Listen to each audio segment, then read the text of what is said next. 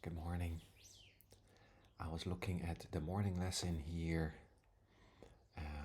Lesson 49, God's voice speaks to me all through the day. And it's an amazing lesson because it's such a true experience. And many of you who are undergoing their own awakening and own transformation know that this is true. That as you apply these lessons and as you uh, increase your willingness to listen, um, you notice that this is indeed true. God's voice is indeed speaking to you all throughout the day, and that the part of your mind that's real, if I want to express it like that, the part of your mind that's has any reality is indeed in constant communication with God, with reality, with Source, and that the part that is not, as he so beautifully expresses it in this lesson, the part that functions in the world, that part that's aware of the world and constantly responds and interacts with it, is completely unaware of this. This is what we call split mind. Huh? It's it's the human condition, and for many of us in our awakening, we have a necessity to um, pay more attention to the part that's a constant communication with Source and to let go of our interactions with the world. We do this through quiet time. We do this through meditation. And for many of us, we even do this while functioning out in the world. We're constantly aware of our contact with Source, although we seem to be functioning reasonably well within the world. So, yeah, there is this constant communication going on with Source.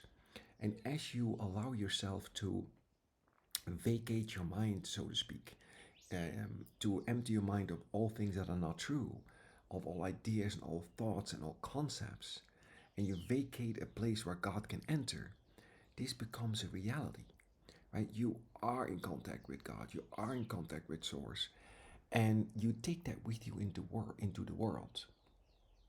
Now, maybe you go, like, that's not me, right? I'm not there yet. But that's just a matter of practice. That's just a matter of practicing these thoughts that will reverse in you the way you're thinking. He calls it a thinking of the world, right? As a human being, you participate in the thinking of the world. You subscribe to it. You think you're separate. You think you're under certain laws. But as you progress in your transformation, in your spiritual transformation, you see that none of that is true. That's nothing. That part is not real. And that available to you is a communication that's not from here. And when you develop that in yourself, if you allow yourself to listen to the voice, to um, be still enough to participate in that communication, that's what you carry with you. And you know that that's the only thing that's real. It's incredibly powerful. It's incredibly certain, silent, but omnipresent. It's hard to express this in words, but it becomes you, right? You do change. You transform, and you notice that you're not able to participate in the world like you used to, right? It seems to the world that you're just like them, but you know you're no longer that. You have changed. Huh? And those of us who are awake, those of us who do undergo this spiritual transformation, we recognize that in each other, right?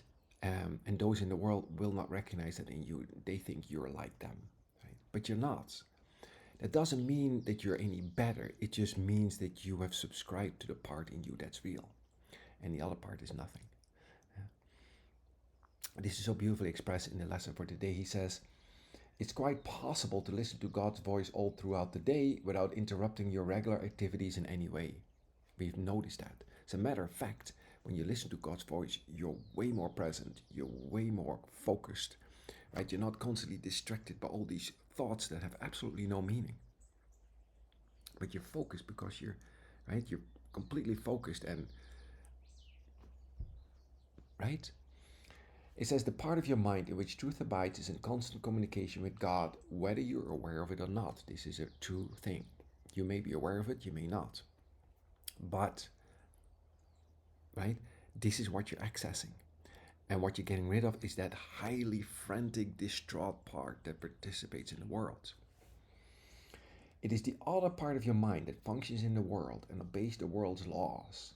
It is this part that is constantly distracted, disorganized, and highly uncertain. This is true.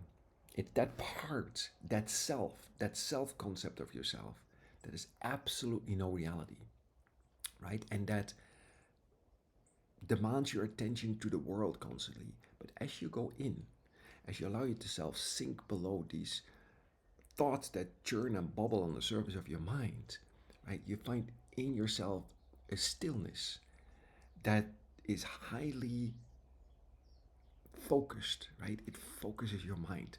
It focuses your mind on truth.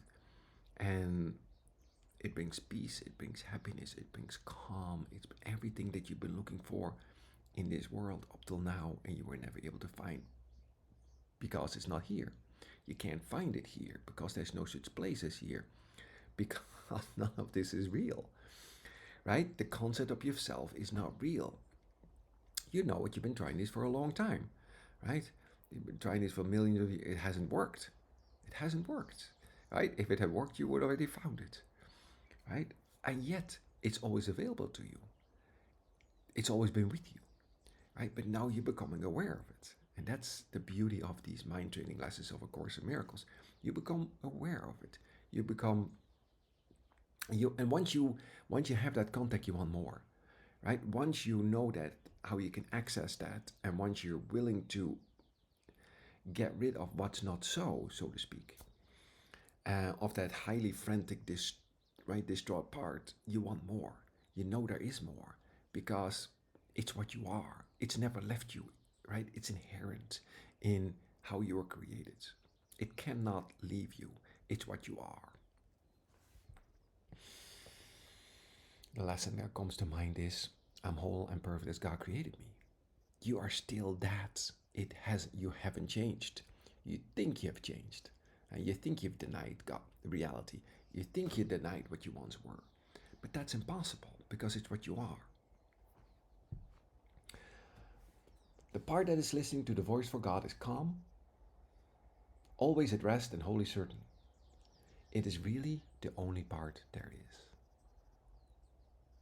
I love, and I mean love, the uncompromising way of thought that A Course in Miracles teaches.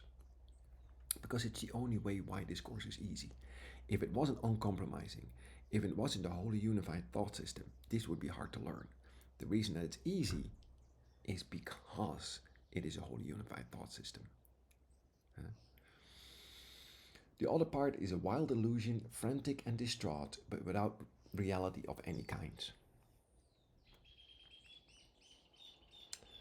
Beautiful. We will approach his happiest and holiest of thoughts with confidence, knowing that in doing so, we are joining our will with the will of God. He wants you to hear his voice. He gave it to you to be heard. You're not left comfortless. It's always been with you. Through all your time, right? In the world, in space-time. It's always been with you. You were never without it, but you weren't aware of it. Until what? You were. You are now. And it's that awareness now that changes everything. He says, listen in deep silence, right? Still your mind. Be very still and open your mind. Go past all the raucous shrieks and sick imaginings that cover your real thoughts and obscure, listen to this, your eternal link with God. It's there for you to access. It has always been there for you to access. There never was a time, nor will there ever be, that you'll be without it. It is you just for the asking. But in order to access that, you must be willing to give up everything you now believe and hold true. Because none of it is true. And I mean none of it. Right? There's got now some of it must be true. None of it. None of your thoughts have any meaning. again, it's like it is that uncompromising thinking that allows you to reverse your thinking, to reverse the thought system, right? It's like, no, some of my thoughts must be true, some of the concepts and beliefs must be true. At best, they're just a shadow of what's true. At best, at most, right? Some of the concepts, but the reality is not a concept. You're not a concept. And once you notice that concepts I, are limited versions of what's really true, you'll see that if once you go beyond concepts, is where truth is, and then words fill entirely.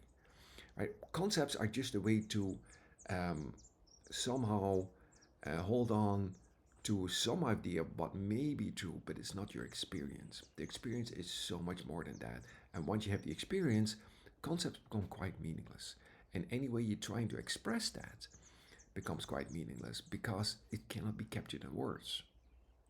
And you'll see that the concepts, and once you have that experience, are at best just a shadow of what lies beyond. Right?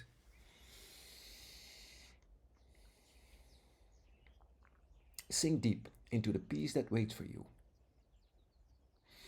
beyond the frantic, riotous thoughts and sights and sounds of this insane world. And insane it is. Even those in the world will probably agree with you that it is insane, even those who are not awake. I mean, look at it, you know? You do not live here, we're trying to reach your real home. I love that. You do not live here. You think you're here, but you're not. It's just a dream. You're asleep, right? You've been asleep. And now you're waking up and you just go, wait a minute, I'm actually not really here. It just seems that way. And I use this for a moment to remember who I am, right? That's why we call it awakening. You're awakening from a dream. What do we know about a dream? It's not true, right? But when you're dreaming, it seems to be very real.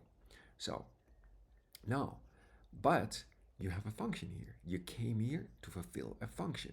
This was a conscious choice made by you, whether you remember that or not. The veil doesn't allow you to remember, but remember, you can let the veil be lifted, right? The veil can be lifted, and then once that's true, you remember. How do you lift the veil? Forgiveness. What is A Course in Miracles but A Course in Forgiveness? Huh? No, let the veil be lifted, and then you remember. Wait a minute, I agreed to this. I came here. I, I, I said I'm going to do this. I'm going to fulfill my function. Let's do it, right? We're trying to reach the place where you are truly welcome. We're trying to reach God. Of course, that can be accomplished, right? If you say, well, I can never do that, I can't reach God. Of course, you can. Not only that, it's the easiest thing in the world. It's the only thing that's natural. Your mind knows where to go. However, as long as your mind is not wholly trained, it seems to be hard. As long as you allow your mind to wander, right? Jesus says you're way too tolerant of mind wandering. As long as you're not sinking in that stillness, as long as you're not focused on what's true, yeah, it seems to be maybe for a moment hard, but it isn't. It can't possibly be if this is God's will. It can't possibly be if that's what you are already. There's so many ways of expressing this and looking at it. And no matter how you look at it, again, I always come back to the wholly unified thought system. If this is already so, how can it be hard except for your necessity to constantly deny what you are? And that's then where the confrontation comes in, isn't it? Nothing is opposing you because power does not oppose. You're always opposing yourself. You're in the bad habit of constantly denying what is true. And if that takes a little practice, so be it. But let that be so. Right? Don't get discouraged. Don't get just go, nope, that ain't it. Then just correct your mind and be at it. Right? If you catch yourself, you go, nope, get back on the mark. This is what many of us do. It's like we catch ourselves. Right? We catch ourselves in ideas that are not true, or we catch ourselves in mind wandering, or we catch ourselves, nope, that's not true, and you just get back on it. So what a beautiful lesson for today. Huh? God's voice speaks to me all through the day. Practice it. There's a door underneath your mind where you can sink below, and then below that is all the silent energy of source that is completely available for you if you so desire. I love you. Have a great, great day wherever and whenever you are. and I'll see you everywhere.